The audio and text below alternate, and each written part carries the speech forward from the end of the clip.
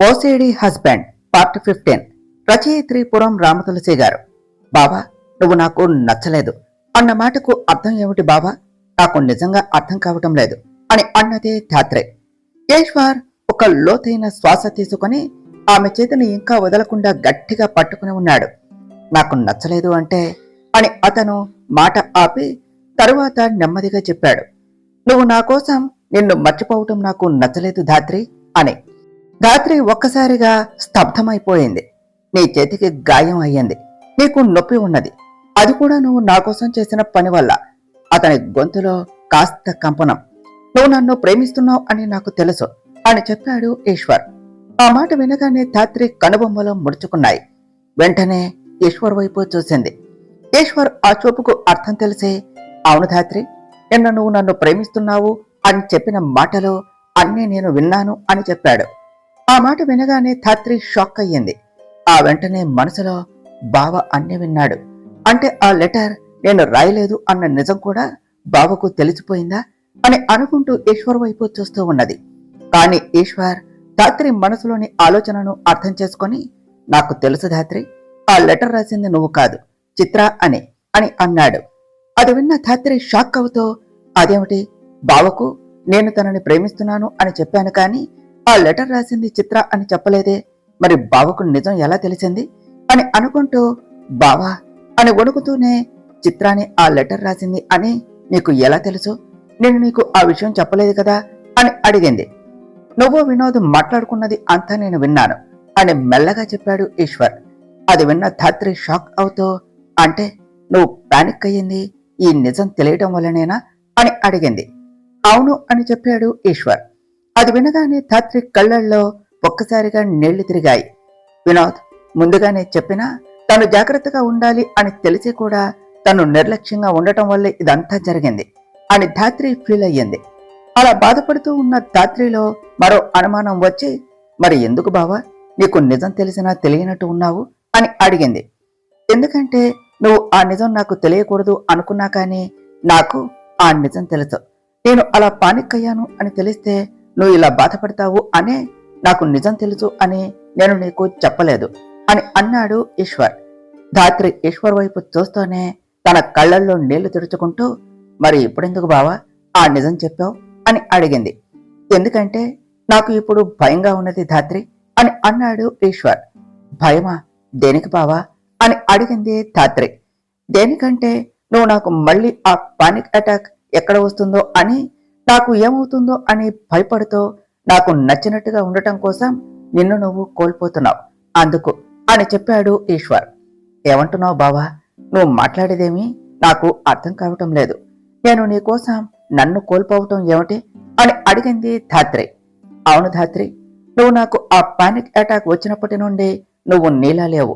నాతో రోజు గొడవ పడేదానివి, కానీ ఇప్పుడు నాతో ఎక్కువగా ఆర్గ్యూ చేయటం లేదు. నువ్వు వచ్చాక ఈ రూమ్ నాకు నచ్చినట్టు లేదు. నువ్వు రూమ్ అంతా చిందరవందర చేసేదానివి, నేను మళ్ళీ ఈ రూమ్ని నీట్గా చేసుకునేవాడిని. కానీ ఇప్పుడు నువ్వే రూమ్ని మన పెళ్లికి ముందు ఎలా ఉండేదో అలానే ఉంచుతున్నావు. నీలా నువ్వు లేవు ధాత్రి. నా కోసం నువ్వు అడ్జస్ట్ అవుతున్నావు అనిపిస్తుంది. అది సరిపోదు అన్నట్టు ఇప్పుడు నువ్వు నా కోసం నిన్ను నువ్వు కూడా పట్టించుకోవటం లేదు. నా తలనొప్పి గురించి ఆలోచించే నువ్వు నీకు అయిన గాయం గురించి కూడా మర్చిపోయావు. నాకు ఇది నచ్చటం లేదు. నా మీద ఉన్న ప్రేమ నిన్ను నువ్వు మర్చిపోయేలా చేస్తుందా? ఎందుకు ధాత్రి నువ్వు ఇదంతా చేస్తున్నావు? నా వల్లేనా? నేను ఎక్కడ మళ్ళీ పానిక్ అవుతానో ఏమో అన్న భయంతోనేనా అని ధాత్రి కళ్ళలోనికి చూస్తూ అడిగాడు ఈశ్వర్. ధాత్రి మౌనంగా ఈశ్వర్ వైపు చూస్తూ ఉన్నది. ఈశ్వర్ మాటల్లో కోపం లేదు, ఏదో తెలియని బాధ ఉన్నది అని ఆమె గమనించింది. కాసేపు ఏమీ మాట్లాడకుండా మౌనంగానే ఉన్నది. అది చూసిన ఈశ్వర్ అక్కడి నుండి లేచి వెళ్లి కబోర్డ్లో ఆ ఫస్ట్ ఎయిడ్ బాక్స్ని పెట్టి మళ్ళీ వచ్చి ధాత్రి పక్కన కూర్చున్నాడు. కాని ఏమీ మాట్లాడలేదు. ఇద్దరూ అలా కాసేపు మౌనంగా ఉన్నారు. ధాత్రి మెల్లగా బెడ్ మీద నుంచి లేచి ఈశ్వర్ పక్కకు జరిగి బెడ్ అంచున కూర్చున్నది. ఈశ్వర్కు అర్థమవుతుంది ధాత్రి ఏదో చెప్పాలి అనుకుంటున్నది అని. అందుకని ఈశ్వర్ ధాత్రి మాటల కోసం ఎదురు చూస్తూ ఉన్నాడు. ఇప్పుడు ధాత్రి మనసు చాలా ప్రశాంతంగా ఉన్నది. ఎక్కడ లెటర్ గురించి నిజం బయటపడుతుందో అన్న భయం ఇప్పుడు ఆమెలో లేదు. కానీ ఈశ్వర్ అడిగిన ప్రశ్నకు సమాధానం చెప్పవలసిన అవసరం ఆమెకు ఖచ్చితంగా ఉన్నది. దానితో ధాత్రి గట్టిగా ఒక్కసారి ఊపిరి పీల్చుకొని తన కళ్ళల్లో ఉన్న కన్నీటిని తుడుచుకుంటూ ప్రేమగా ఒకసారి ఈశ్వర్ వైపు చూస్తూ, బావా, నేను ఇది నీ వల్ల చేయటం లేదు, ఇది నేను నా కోసం చేసుకుంటున్నా అని చెప్పింది. అది విన్న ఈశ్వర్ ధాత్రి వైపు అర్థం కానట్టుగా చూశాడు. ధాత్రి ఈశ్వర్ వైపు చూసి చిన్నగా నవ్వి, అవును బావా, ఇది నేను నా కోసం, నా ప్రేమ కోసం చేస్తున్నాను, నేను ప్రేమించిన వ్యక్తి కోసం చేస్తున్నా అని చెప్పింది. నాకు తెలుసు ధాత్రి, నువ్వు నన్ను ప్రేమిస్తున్నావు అని, కానీ ఆ ప్రాసెస్ లో నువ్వు మారిపోతున్నావు, అదే నాకు నచ్చటం లేదు అని చెప్పాడు ఈశ్వర్. మార్పు వస్తుంది బావా, ప్రేమలో మార్పు ఖచ్చితంగా వస్తుంది. మనం ఒకరిని నిజంగా ప్రేమించినప్పుడు వాళ్ళ కోసం ఏదైనా చేస్తాం, వాళ్ళ కోసం ఎలాగైనా మారతాం అన్నది ధాత్రి. కానీ ధాత్రి, నువ్వు చివరికి నిన్ను నువ్వు పట్టించుకోవటమే మానేస్తున్నావు అని అన్నాడు ఈశ్వర్. లేదు బావా, నేను నన్ను పట్టించుకోవటం మానేయటం లేదు, నాకన్నా విలువైన దాన్ని నేను జాగ్రత్తగా కాపాడుకుంటున్నాను. నువ్వు నాకు చాలా విలువైన వాడివి బావా, నీకోసం నేను ఏం చేయటానికైనా సిద్ధమే. అయినా బావా, నీకు ఒక విషయం తెలుసా, నేను నిన్ను చిన్నప్పటి నుండి ఇష్టపడ్డాను, కానీ నాకు ఒక్కటే భయం ఉండేది, నీతో మాట్లాడకుండా ఉండటానికి. అది నా బిహేవియర్, అది నీకు ఎక్కడ నచ్చదో అని నేను నీకు దూరంగానే ఉండేదాన్ని. కానీ నేను ఎక్స్పెక్ట్ చేయలేదు మన ఇద్దరికి పెళ్లి అవుతుంది అని, నువ్వు ఇలా నా జీవితంలోనికి వస్తావా అని. మన పెళ్లి అయ్యాక నువ్వు నన్ను అసహ్యించుకుంటే నాకు చాలా బాధ కలిగింది. కానీ దానికి కారణం ఏమిటో అర్థమయ్యాక నీకు కోపం రావటంలో తప్పు లేదు అనిపించింది.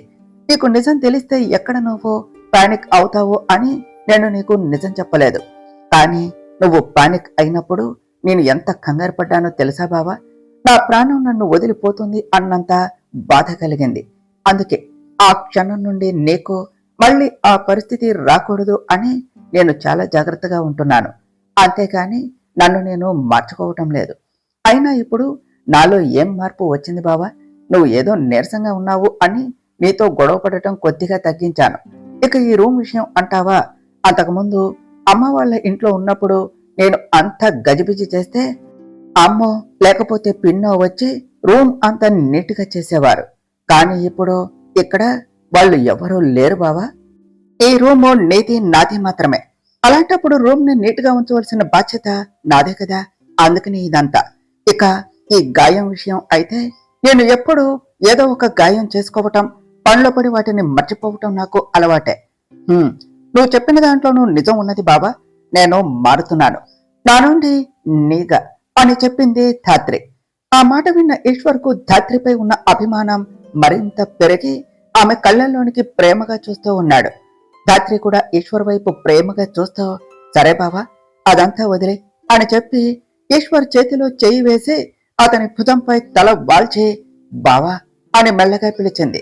చెప్పు అని తల తిప్పకుండానే అన్నాడు ఈశ్వర్. నేను ఇప్పుడు నీతో ఇంత దగ్గరగా ఉన్నాను కదా, నీకు ఇబ్బందిగా లేదా అని అడిగింది ధాత్రి.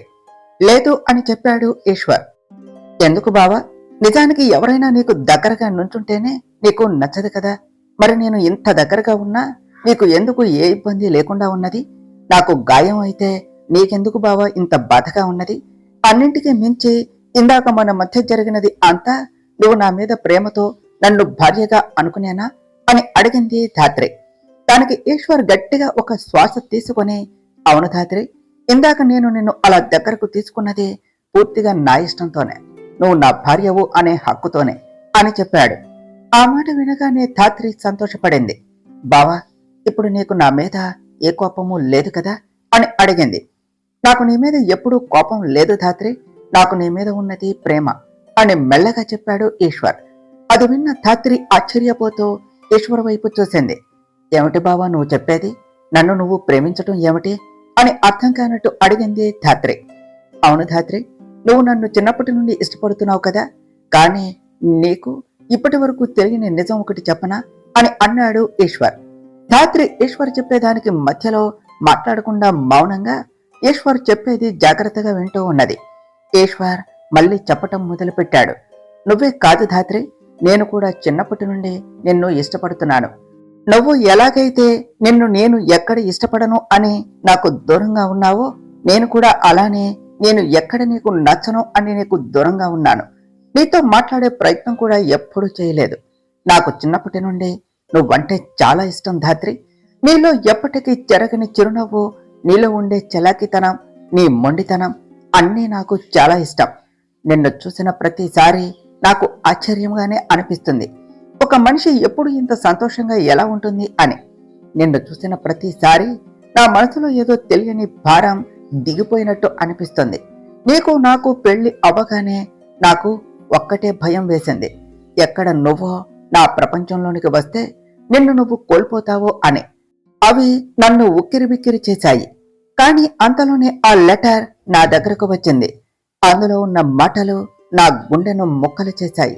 ఆ క్షణం నాకు నీ మీద కోపం కన్నా నువ్వు నా గురించి నీ మనసులో అలా అనుకుంటున్నావా అన్న బాధే చాలా ఎక్కువగా అనిపించింది. నిజానికి వేరే ఎవరైనా నా గురించి అలా రాసి ఉంటే ఆ పెళ్లిని క్యాన్సిల్ చేసేవాడినేమో. కానీ ఆ స్థానంలో ఉన్నది నువ్వు కాబట్టే నేను ఆ పెళ్లి చేసుకున్నాను. నువ్వు నా గురించి అలా లెటర్ రాశావు అని తెలిసే నేను తట్టుకోలేకపోయాను. నిజానికి నేను నిన్ను కోపంతో పెళ్లి చేసుకోలేదు ధాత్రి. ఎలాగైనా నిన్ను నా సొంతం చేసుకోవాలి అన్న ఆలోచనతో అలా చేశాను. పెళ్ళైన తర్వాత నిన్ను చూసిన ప్రతిసారి నువ్వు నా దగ్గరే ఉన్నావు, నా పక్కనే ఉన్నావు అన్న సంతోషం ఒకవైపు అయితే, ఆ సంతోషం మాయమయ్యేలా ఆ లెటర్ నా కళ్ళ ముందు కదిలేది. అందుకే ప్రతి క్షణం నిన్ను ద్వేషించడానికి ప్రయత్నించేవాడిని.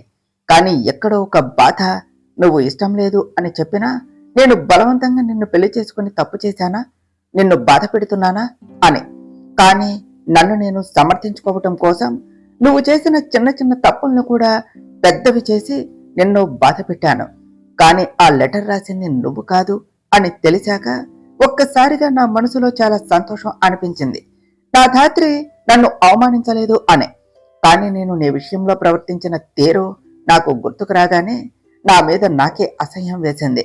ఆ క్షణం నా గుండె వేగంగా కొట్టుకున్నది. ఊపిరి కూడా చాలా కష్టంగా పీల్చుకున్నాను. ఆ టైంలో చనిపోతానేమో అని భయపడ్డాను. కానీ మళ్ళీ అప్పుడు కూడా నువ్వే వచ్చి నన్ను కాపాడావు. ఆ తర్వాత జరిగినది నాకు గుర్తులేదు. నీ కళ్ళల్లో నుంచి వస్తున్న కన్నీళ్లు నా చేతిపై పడ్డాయి. దానితో నాకు మెలకు వచ్చింది. నేను నిద్ర లేచేసరికి నువ్వు నా చేయి పట్టుకుని ఉన్నావు. నేను ఇంకా నిద్ర లేవలేదు అని నీ మనసులో ఉన్నది అంతా చెప్పావు. అదంతా నేను విన్నాను. ఆ క్షణం నాకు ఎంత సంతోషం కలిగిందో తెలుసా ధాత్రి. వెంటనే పైకి లేచి నిన్ను అమాంతం ఎత్తుకుని నాకు కూడా నువ్వంటే ఇష్టము అని చెప్పాలి అనుకున్నాను.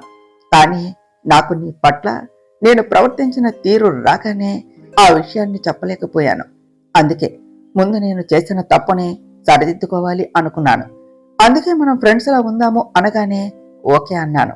కానీ నా మనసులో ఉన్నది స్నేహం మాత్రమే కాదు ధాత్రి, నీపై ప్రేమ. కానీ దాన్ని దాస్తూ నీతో స్నేహంగా ఉండటం నాకు కష్టంగా ఉన్నది. నీకు ఒక మంచి సమయం చూసి నా ప్రేమ గురించి చెప్పి నిన్ను దగ్గరకు తీసుకోవాలి అని అనుకున్నాను. కానీ ఈరోజు అనుకోకుండా అని ధాత్రి వైపు నుండి చూపు పక్కకు తిప్పుకుంటూ చెప్పాడు ఈశ్వర్. అదంతా విన్న ధాత్రి కళ్ళల్లో నుండి సన్నటి కన్నీరు చెంపల మీదుగా చిన్నగా జారాయి. ఆ సన్నటి కన్నీటి చుక్కలు ధాత్రి చెంపల మీదుగా జారుతూ ఉంటే ఈశ్వర్ గుండె ఒక్కసారిగా బరువెక్కింది. ఈశ్వర్ వెంటనే ధాత్రి కళ్ళల్లో నుండి జారుతూ ఉన్న కన్నీటిని తన వేలుతో తుడుస్తూ, వద్దు ధాత్రి, నువ్వు ఇలా ఏడవద్దు అని అన్నాడు. లేదు బావా, ఇది బాధతో వచ్చిన కన్నీళ్లు కాదు, ఆనందంతో వచ్చినవి అని చెప్తున్న ధాత్రిని మధ్యలోనే ఆపుతూ, నాకు తెలుసు ధాత్రి, ఆనందంతో అయినా నీ కళ్ళల్లో కన్నీటిని నేను చూడలేను అని అన్నాడు ఈశ్వర్. ఆ మాట వినగానే ధాత్రి వెంటనే ఈశ్వర్ గుండెకు అతుక్కుపోయింది. ఈశ్వర్ తనని ప్రేమగా హత్తుకుంటూ, ఐఎమ్ సారీ ధాత్రి, నిన్ను ఎన్ని రోజులు బాధ పెట్టినందుకు. ఇక ఇంకెప్పుడో నేను నిన్ను బాధ పెట్టను అని చెప్పాడు. బావా, ఇప్పటి వరకు జరిగినది గతం, దానిని ఇక వదిలే అని చెప్పింది ధాత్రి. లేదు ధాత్రి, నేను దాన్ని అంత ఈజీగా మర్చిపోలేను అని అన్నాడు ఈశ్వర్.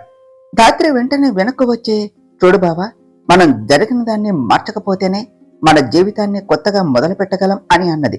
ఈశ్వర్ మాట్లాడకుండా మౌనంగా ఉన్నాడు. నాకు తెలుసు బావా, ఇప్పుడు నువ్వు ఎలా ఫీల్ అవుతున్నావో, కానీ అది నువ్వు కావాలి అని చేసినది కాదు, అంతా ఆ లెటర్ వల్లే. ఆ లెటర్లో ఉన్న మాటలు నువ్వు అలా ప్రవర్తించేలా చేశాయి. మన ప్రేమ నిజం బావా, అందుకని మనం ఒకరికి ఒకరు మన మనసుల మాట చెప్పుకోకపోయినా మనం కలవగలిగాం. అలాగే మన మధ్య ఎన్ని అపార్థాలు వచ్చినా తిరిగి మనం ఇలా ఒకరి మనసులో మాట ఇంకొకరికి చెప్పుకోగలిగాము.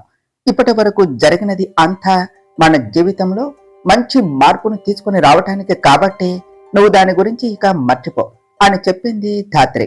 సరే ధాత్రి అని చెప్పాడు ఈశ్వర్. సరే బావా, రేపటి నుండి మళ్ళీ మనం భార్యాభర్తలుగా మన జీవితాన్ని మొదలు పెడదాం అని చెప్పింది ధాత్రి. అదేమిటి, ఇందాకే కదా మనం అంత క్లోజ్ గా వచ్చాం, మళ్ళీ కొత్తగా మొదలు పెట్టేది ఏమున్నది అని అడిగాడు ఈశ్వర్. దానికి ధాత్రి అవును కదా బావా అని అంటూ ఇందాక వారి మధ్య జరిగినది గుర్తు చేసుకుని సిగ్గుపడింది. దానితో ఆమె బొగ్గలు ఎర్రపడ్డాయి. ఈశ్వర్ ధాత్రిని అదే పనిగా చూస్తూ ఉన్నాడు. అది చూసిన ధాత్రి, ఏమిటి బావా నన్ను అలా చూస్తున్నావు, నువ్వు నన్ను అలా చూడకు, నాకు ఇంకా సిగ్గు ఎక్కువైపోతుంది అని అంటూ తన మొహాన్ని చేతులతో కప్పేసుకున్నది.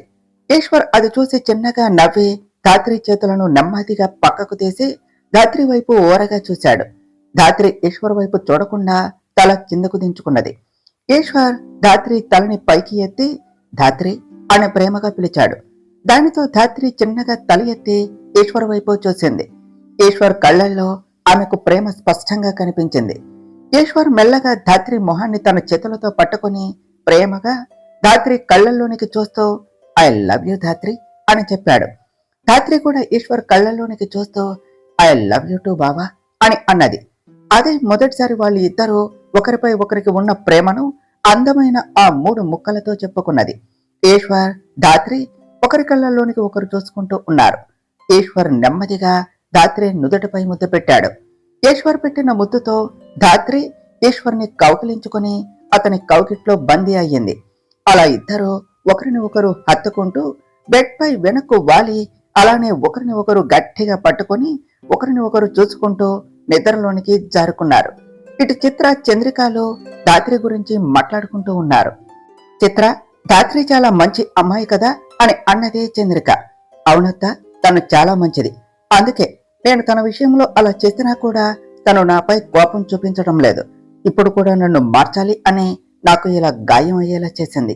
కానీ తన ఉద్దేశంలో ఎటువంటి దురుద్దేశం లేదు అని చెప్పింది చిత్ర. అవును చిత్ర, ధాత్రి నీకోసమే అంతా చేసింది అని చెప్పింది చంద్రిక. అలా చిత్ర చంద్రికలు కాసేపు మాట్లాడుకుని నిద్రపోవటానికి సిద్ధమయ్యారు. దానితో చంద్రిక సరే చిత్ర, గుడ్ నైట్ అని చెప్పింది. గుడ్ నైట్ అత్త అని చెప్పింది చిత్ర. అలా చంద్రిక నిద్రపోతూ ఉన్నది.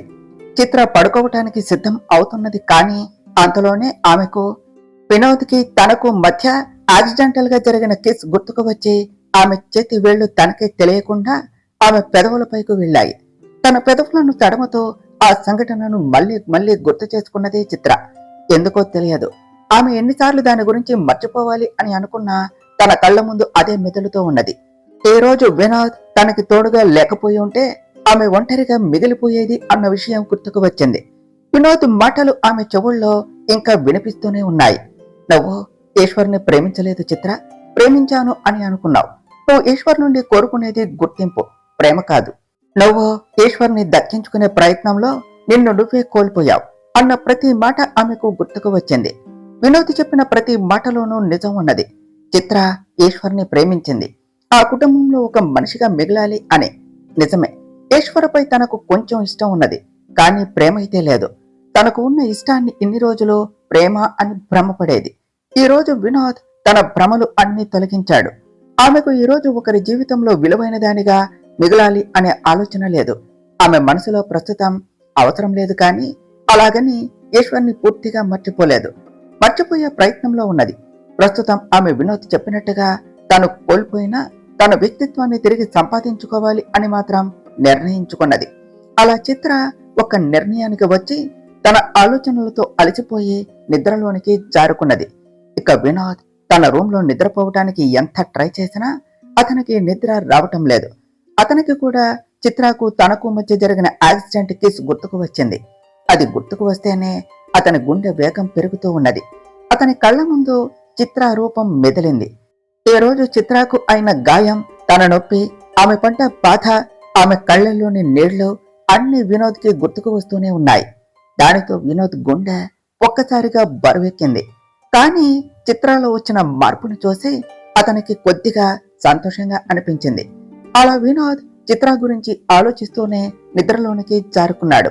అలా అందరూ నిద్రలో ఉన్న సమయంలో ఆ ఇంట్లో ఒకరు మాత్రం నిద్రపోకుండా ఆలోచిస్తున్నారు. అది ఎవరో కాదు, గౌతమ్.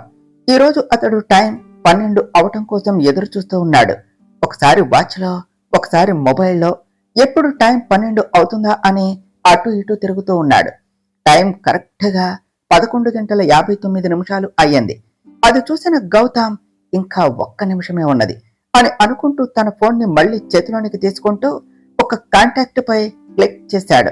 స్క్రీన్ పై ఒక నేమ్ లవ్ సింబల్ తో ఉన్నది. అది మిర్చి అని. కాలింగ్ రింగ్ అవుతూ ఉన్నది. కానీ అటు నుంచి మీరు కాల్ చేస్తున్న వ్యక్తి మీ కాల్ కు స్పందించడం లేదు అని వినిపించింది. దానితో గౌతమ్, ఏమిటిది, కాల్ చేస్తే లిఫ్ట్ చేయదు, మంచి నిద్రలో ఉన్నట్టున్నారు మేడం గారు అని అనుకుంటూ మళ్లీ కాల్ చేశాడు. ఈసారి కూడా ఫోన్ లిఫ్ట్ చేయలేదు.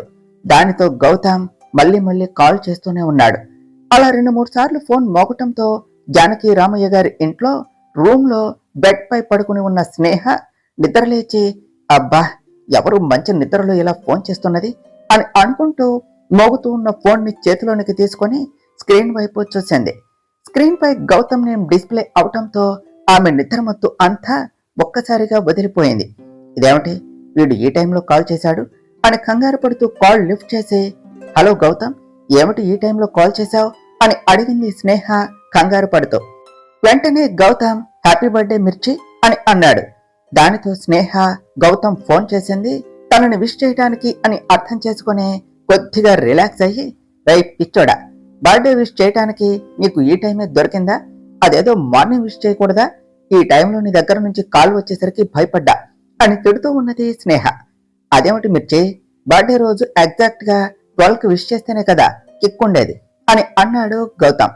ఏడ్చావులే, సరే ఉంటా అని కాల్ కట్ చేయబోయింది స్నేహ.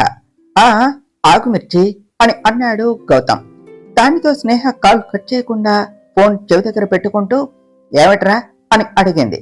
దానికి గౌతమ్, అలా ఫోన్ కట్ చేస్తావేమిటి, నీకు ఫస్ట్ విష్ చేయాలి అని ఇంతసేపు వస్తున్న నిద్రను ఆపుకుంటూ వెయిట్ చేస్తే కనీసం థ్యాంక్స్ అన్న మాట కూడా చెప్పవేమిటే అని అన్నాడు. నువ్వు నన్ను లవ్ చేస్తున్నావు అని చెప్తావని నేను ఎదురు చూస్తూ ఉంటే నువ్వేమో ఇంకా బర్త్డే విష్ చేసే దగ్గరే ఉన్నావేమిట్రా మగడ. నా కోసం అన్నీ చేస్తావు, కానీ నీ మనసులో నా మీద ఉన్న ప్రేమను మాత్రం బయట పెట్టవే అని మనసులోనే అనుకుని థ్యాంక్స్ రా అని చెప్పింది. సరేలే, మంచి నిద్రలో ఉన్నట్టున్నావు, నిద్రపో, రేపు కాలేజీలో మీట్ అవుదాం, రేపు నీకు ఒక సర్ప్రైజ్ ఉంది అని చెప్పాడు గౌతమ్. అది వినగానే స్నేహ, ఏమిటి సర్ప్రైజా, ఏమిట్రా అది అని అడిగింది. సర్ప్రైజ్ ఎవరు ముందు చెప్పరు, రేపు అదేమిటో నువ్వే చూద్దువులే, బాయ్ అని చెప్పి కాల్ కట్ చేశాడు గౌతమ్. కట్ అయిన కాల్ వైపే చూస్తూ, ఏమిటి వీడు ఏదో సర్ప్రైజ్ అంటున్నాడు, కొంపతీసి వాడు నాకు ప్రపోజ్ చేస్తాడా, అదే అయి ఉంటుంది అని అనుకుని హ్యాపీగా ఫీల్ అవుతూ రేపటి కోసం ఎదురు చూస్తూ మళ్ళీ నిద్రపోయింది స్నేహ. అలా ఆ రోజు గడిచిపోయింది. ఉదయం కావటంతోనే సూర్యుడి కిరణాలు మొహం మీద పడటంతో ఈశ్వర్ ధాత్రిలో నిద్రలేచారు. ఒకరి వైపు ఒకరు ప్రేమగా చూసుకున్నారు. ఈ మార్నింగ్ వాళ్లకు చాలా కొత్తగా ఉన్నది. ఆ రోజు నుండి వాళ్ళ జీవితం కొత్తగా ఉండబోతుంది అని అనుకుని ఇద్దరు ఒకరి మొహం ఒకరు చూసుకుని నవ్వుకున్నారు. ఈశ్వర్ ధాత్రే ఒకేసారి గుడ్ మార్నింగ్ అని ఒకరికి ఒకరు చెప్పుకున్నారు. ఆ వెంటనే ఇద్దరు మళ్ళీ నవ్వుకున్నారు. ఈశ్వర్ ధాత్రి నుదుటిపై కిస్ పెట్టి ఐ లవ్ యూ అని చెప్పాడు. ధాత్రి కూడా ఈశ్వర్ ను మరింత గట్టిగా హత్తుకుంటూ ఐ లవ్ యూ టు బావా అని చెప్పింది. కాసేపు వాళ్ళు ఇద్దరు ఒకరి కౌగిట్లో ఒకరు సమయం మర్చిపోయారు. అలా కాసేపటికు ధాత్రి గోడపై ఉన్న గడియారం వైపు చూసి షాక్ అవుతూ, అయ్యో బావా, టైం 7 అవుతుంది అని చెప్పింది. దానితో ఒకసారి ఈశ్వర్ ఆ గడియారం వైపు చూసి, ఇదేమిటి, నీతో ఉన్నప్పుడు ఈ టైం ఇంత గమ్మున గడిచిపోయింది అని అన్నాడు. ఇంతలో ధాత్రి పైకి లేచి, సరే బావా, నువ్వు జాగింగ్ కు వెళ్లి వచ్చి ఆఫీస్కు వెళ్ళాలి కదా, నువ్వు జాగింగ్ కు వెళ్ళు, ఈలోపు నేను ఫ్రెష్ అయి వస్తా అని చెప్పింది. ఈశ్వర్ ధాత్రి చెయ్యి పట్టుకుని ఆమెను వెనక్కు లాగి, లేదు ధాత్రి, నాకు ఈరోజు జాగింగ్ కి ఆఫీస్కు వెళ్ళాలి అని లేదు అని అన్నాడు. మరి అని అడిగింది ధాత్రి. ఈశ్వర్ ధాత్రిని తన ఒళ్ళో కూర్చోబెట్టుకుని ఆమెను వెనక నుండి హత్తుకుంటూ, ఇదిగో, నాకు ఈ రోజంతా నీతో ఇలా ఇంత దూరంగా వెళ్ళాలి అని ఉంది అని ధాత్రి మెడపై చిన్నగా ముద్దు పెడుతూ చెప్పాడు. దానితో ధాత్రి ఈశ్వర్ ముద్దుకు మైమర్చిపోయి అతని కౌగిలిలో ఉండిపోయింది. మళ్ళీ తనని తాను అదుపులోనికి తెచ్చుకుంటూ, వామ్మో బావా, నువ్వు అస్సలు ఏం చేస్తున్నావు? నాకు ఏదేదో అయిపోతుంది. నువ్వు దీన్ని ఇక్కడే ఆపే అని అన్నది. దానికి ఈశ్వర్, అప్పుడేనా? మొదలు పెట్టిందే ఇప్పుడు కదా అని అన్నాడు. ఆ మాటలు విన్న ధాత్రి తల వెనక్కు తిప్పి ఈశ్వర్ని చూస్తూ, ఏమిటి బావా, మాట్లాడేది నువ్వేనా, ఇంకా ఎవరైనానా అని అడిగింది. ఇక్కడ నేను కాకుండా ఎవరున్నారు మాట్లాడటానికి? నేనే మాట్లాడుతున్నాను. ఏ, నేను ఇలా మాట్లాడితే నీకు నచ్చలేదా అని అడిగాడు ఈశ్వర్. అది కాదు బావా, నా ఓసిడి హస్బెండ్లో ఈ మార్పు నాకు చాలా కొత్తగా ఉన్నది. నేను ఇది అస్సలు ఊహించలేదు తెలుసా అని అన్నది ధాత్రి. నువ్వేగా అన్నావు ప్రేమలో మార్పు వస్తుంది అని. ఏ, ఈ మార్పు నీకు నచ్చలేదా అని అడిగాడు ఈశ్వర్. అయ్యో, ఎందుకు నచ్చలేదు? బాగా నచ్చింది. కానీ మరి పొద్దు పొద్దున్నే ఇలాంటివి ఎందుకు బావా అని అన్నది ధాత్రి కొంచెం సిగ్గుపడుతూ. నా పిల్లంపై ప్రేమ చూపించడానికి నాకు ఏ టైం అయితే ఏమిటి అని అన్నాడు ఈశ్వర్. వామ్మో వామ్మో, ఏమిటి బావా, నువ్వు మరీ ఇలా మాట్లాడుతున్నావు? నువ్వు ఇలా మాట్లాడితే తట్టుకోవటం చాలా కష్టం తెలుసా అని అన్నది ధాత్రి. సరే, నీకు మరీ అంత కష్టంగా ఉంటే ఇకపై మాటలతో చెప్పంలే, చేతల్లోనే అంతా చూపిస్తాను అని అన్నాడు ఈశ్వర్. దానితో ధాత్రి పైకి లేచి, బాబోయ్ బావా, ఏదో డిఫరెంట్ గా బిహేవ్ చేస్తున్నావు, ముందు నువ్వు నాకు కొంచెం దూరంగా ఉండు అని చెప్పింది. ఇది మరీ బాగుంది. నేను ప్రేమగా దగ్గరకు వచ్చి నీతో ఇలా మాట్లాడుతూ ఉంటే నీకు అలుసైపోయానా అని అన్నాడు ఈశ్వర్. అబ్బా, అలాంటిదేమీ లేదు బావా, ఇప్పటికే ఇంట్లో అందరూ లేచేశారు, ఇంకా మనం ఇలా రూమ్లోనే ఉంటే బాగోదు, సో అందుకే అని చెప్పింది ధాత్రి. ఈశ్వర్ ధాత్రి వైపు చూసి చిన్నగా నవ్వుతూ, ఊరికే సరదాగా అలా ఏడిపించానంతే అని చెప్పి జాగింగ్కు వెళ్ళి వస్తాను, నువ్వు ఈలోపు ఫ్రెష్ అవ్వు అని చెప్పి అక్కడి నుండి బయటకు వెళ్ళిపోయాడు. ఈశ్వర్ అలా బయటకు వెళ్ళగానే ధాత్రి తనలో తనే నవ్వుకుంటూ ఈశ్వర్ చేసిన చిలిపి పనులను గుర్తు చేసుకుని మురిసిపోతూ ఉన్నది. ఆ వెంటనే వెళ్లి ఫ్రెష్ అయ్యి కిందకు వచ్చింది.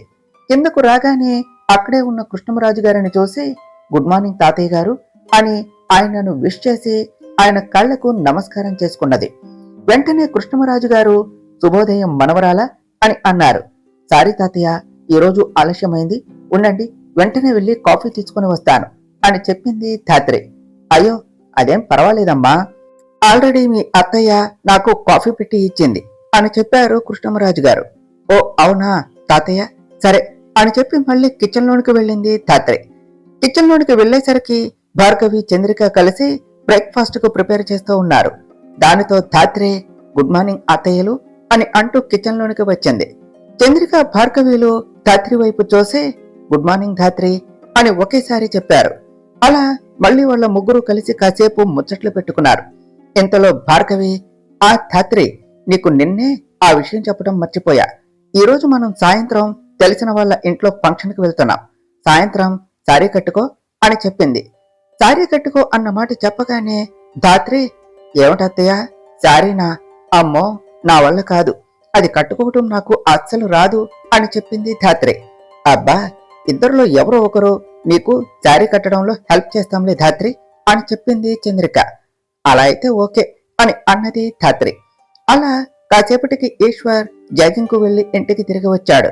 అది చూసిన ధాత్రి వెంటనే ఈశ్వర్ కు కాఫీ తీసుకుని వెళ్లి ఇచ్చింది.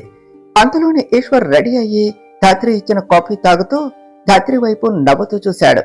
అది చూసిన ధాత్రి, ఏమిటి బావా అని అడిగింది. దానికి ఈశ్వర్, ఏమీ లేదు, నువ్వు చిత్ర విషయంలో వేసిన ప్లాన్ గురించి తలుచుకొని నాకు నవ్వొస్తుంది అని చెప్పాడు. అది విన్న ధాత్రి షాక్ అవుతూ, ఏమిటి బావా, చిత్ర ఏమిటి, ప్లాన్ ఏమిటి అని అడిగింది. నాకు తెలుసు, చిత్ర ఇప్పుడు ఉన్న పరిస్థితికి కారణం నువ్వు అని అని చెప్పాడు ఈశ్వర్. దానితో ధాత్రి, నీకెలా తెలుసు బావా అని అడిగింది. దానికి ఈశ్వర్ జరిగినది మొత్తం చెప్పాడు. అంటే నీకు అన్నీ తెలుసు, కానీ ఏమీ తెలియనట్టు ఏం నటిస్తున్నావు బావా అని అన్నది ధాత్రి. నా విషయం పక్కన పెట్టు, ఇంతకీ అంత కష్టపడి ప్లాన్ వేసావు కదా, అది ఎంతవరకు వచ్చింది అని అడిగాడు ఈశ్వర్. సక్సెస్ అయింది బావా, చిత్ర తన తప్పు రియలైజ్ అయింది అని చెప్పింది ధాత్రి. అదేమిటి, చిత్రాలో అంత మార్పు ఒక్కసారిగా ఎలా వచ్చింది అని అన్నాడు ఈశ్వర్. అదంతా నీ వల్లే బావా అని చెప్పింది ధాత్రి. నా వలన ఎలా ధాత్రి అని అడిగాడు ఈశ్వర్. చిత్రాలో మార్పుకు కారణం నువ్వు ఆ రోజు అన్న మాటలే అని చెప్పింది ధాత్రి. దానితో ఈశ్వర్ ఆ రోజు చిత్ర లేకపోతే నాకు అస్సలు ఏ ఇబ్బంది లేదు అని చెప్పిన మాటలు గుర్తు చేసుకుని మౌనంగా ఉన్నాడు. నువ్వు అన్న మాటలు చిత్రకు చాలా బాధను కలిగించాయి. ఆ క్షణం తను చాలా బాధపడింది బావా అని చెప్పింది ధాత్రి. నాకు తెలుసు ధాత్రి, కానీ నేను అలా మాట్లాడింది చిత్రకు అర్థం అవ్వాలి అని. నా జీవితంలో తనకు స్థానం లేదు అన్నది, అందుకనే అలా మాట్లాడా అని చెప్పాడు ఈశ్వర్. పోనీలే బాబా, ఆ మాటలు చిత్రాలు మార్పుకు కారణమయ్యాయి. ఏం జరిగింది అంటే అని వినోద్ చిత్రాలు మాట్లాడుకున్నప్పుడు తను విన్నది, తర్వాత చిత్రాతో తాను మాట్లాడిన విషయం అన్ని ఈశ్వర్కు చెప్పింది ధాత్రి. అంతా విన్న ఈశ్వర్, అయితే మొత్తానికి తన తప్పు తెలుసుకుంది అన్నమాట అని అన్నాడు. అవును బావా, చిత్రాలో మార్పు వచ్చింది. ఇక తను తన ఆలోచనను మార్చుకుంటుంది. ఆ నమ్మకం నాకు ఉన్నది అని చెప్పింది ధాత్రి. మొత్తానికి అనుకున్నది బాగానే సాధించావు అని అన్నాడు ఈశ్వర్. లేదు బావా, ఇందులో నేను చేసినది ఏమీ లేదు. చిత్రాలో వచ్చిన మార్పుకు కారణం నువ్వు ఇంకా వినోద్. నువ్వు నీ మాటలతో చిత్రాకు నీ మనసులో తనకు ఎలాంటి స్థానం లేదు అని చెప్పకనే చెప్పావు. ఇక వినోద్ చిత్రకు నిజాన్ని అర్థమయ్యేలా చెప్పాడు. అది చిత్ర అర్థం చేసుకున్నది. చిత్ర మంచిది బావా, కాకపోతే తను ఇదంతా చేసింది ఈ ఇంట్లో తన స్థానం కోసం అంతే అని చెప్పింది ధాత్రి. అవును ధాత్రి, నువ్వు చెప్పింది నిజమే. చిత్ర చాలా మంచిది, పైగా పిన్నికి తనంటే చాలా ఇష్టం. అందుకే నేను తన విషయంలో సీరియస్ గా రియాక్ట్ అవ్వలేకపోయాను అని చెప్పాడు ఈశ్వర్. పోనీలే బావా, వదిలి, జరిగినది ఏదో జరిగింది. ఇప్పుడు చిత్ర తన తప్పును అర్థం చేసుకున్నది కదా అని అన్నది ధాత్రి. ఇంతలోనే ధాత్రికి ఒక విషయం గుర్తుకు వచ్చి, అయ్యో బావా, ఈ రోజు స్నేహ బర్త్డే. ఎప్పుడు దానికి ఫస్ట్ విష్ నేనే చేసేదాన్ని, కానీ ఈ రోజు ఇప్పటి వరకు నేను దానికి విష్ చేయలేదు. ఇప్పుడు అది నా మీద చాలా కోపంగా ఉంటుంది. ముందు దానికి విష్ చేయాలి అని తన ఫోన్ ని చేతిలోనికి తీసుకొని స్నేహ నంబర్కు డయల్ చేసింది. తర్వాత ఏమి జరిగిందో నెక్స్ట్ పార్ట్లో తెలుసుకుందాం ఫ్రెండ్స్. డియర్ ఫ్రెండ్స్, మీకు గనుక ఈ కథ నచ్చినట్లయితే మీ అభిప్రాయాలను కామెంట్ల రూపంలో తెలియచేయండి. ఈ వీడియోను లైక్ చేయండి, షేర్ చేయండి, మా ఛానల్ను సబ్స్క్రైబ్ చేసుకోండి ఫ్రెండ్స్. Thank you.